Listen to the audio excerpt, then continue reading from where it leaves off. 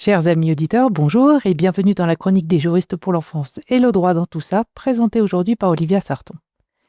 Les campagnes pour les élections municipales battent leur plein, aussi il est encore temps pour moi de vous relayer une initiative du collectif Attention, qui regroupe des associations luttant contre la surexposition aux écrans.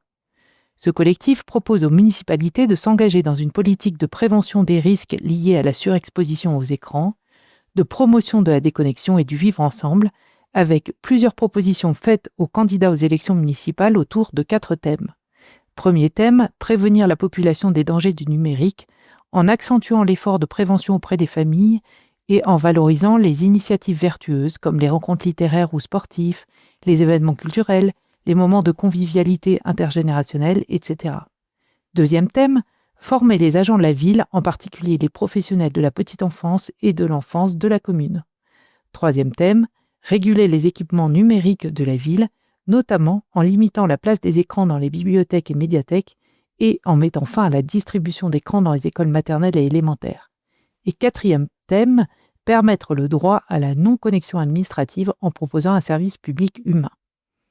Une telle initiative est intéressante. En effet, les résultats du dernier baromètre de l'impact du numérique sur le développement des enfants indiquent qu'entre 66 et 71% des parents utilisent les écrans pour occuper leur enfant à la maison, faute d'alternative, ou pour dégager du temps et occuper l'enfant pendant qu'eux-mêmes font autre chose, télétravail, tâches domestiques, etc.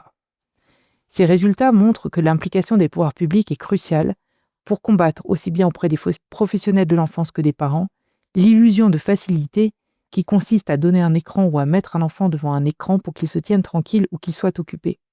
Il ne s'agit pas de culpabiliser les professionnels ou les parents, mais de leur faire prendre conscience du fait que les écrans peuvent créer des effets largement négatifs chez leurs enfants et que ceux-ci ont besoin que l'on passe du temps de jeu, de discussion, d'activité avec eux. Pour les parents, le défi est de taille. Avec la généralisation pour tous du travail à l'extérieur et la disparition des bassins géographiques familiaux permettant de bénéficier de l'aide des générations du dessus, les parents ont beaucoup de mal à concilier tous les impératifs une fois à la maison avec leurs enfants le soir ou le week-end.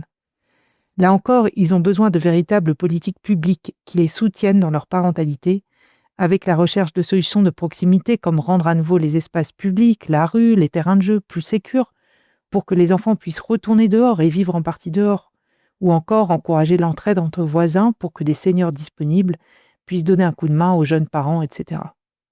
Trop souvent, nous avons l'impression d'être écartés du débat public, démunis pour nous faire entendre. Alors voici une occasion de faire des propositions constructives aux candidats aux élections municipales de votre ville ou de votre village. Vous pouvez vous-même réfléchir aux propositions que vous voudriez voir mettre en œuvre par la prochaine équipe municipale sur ce sujet de la protection des enfants contre la surexposition aux écrans, ou bien vous pouvez tout simplement aller sur le site du collectif Attention pour télécharger leurs propositions de charte municipale et la faire connaître à vos candidats. À la semaine prochaine!